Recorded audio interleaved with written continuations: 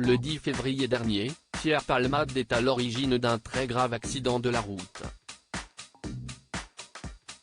Sous l'emprise de stupéfiants, il va percuter une voiture et provoquer de lourdes blessures aux passagers et au conducteur.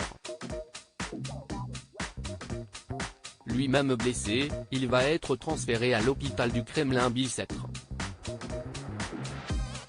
Là-bas, Muriel Robin, son amie de toujours, se rend immédiatement à son chevet.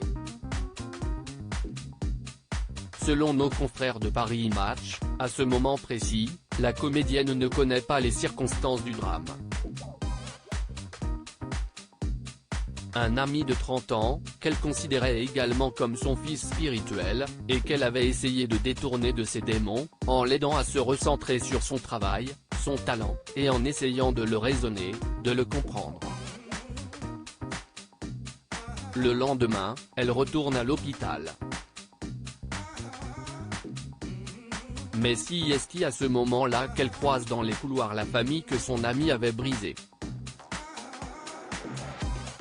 Sa réaction est alors immédiate, elle a fondu en larmes dans leurs bras.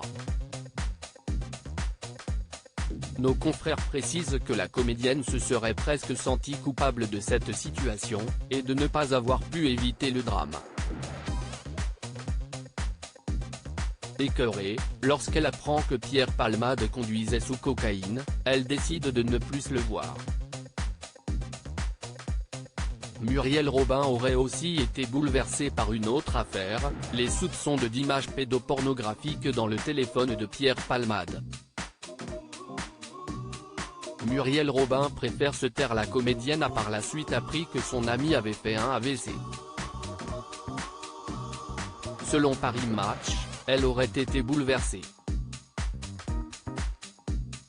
Elle est l'une des personnes qui a été le plus proche de lui durant sa carrière, a notamment souligné l'hebdomadaire. Devant la gravité des faits, Muriel Robin préfère se taire sur le sujet. Par respect pour les victimes de la famille brisée, et en mémoire de cette amitié qu'elle pensait indestructible.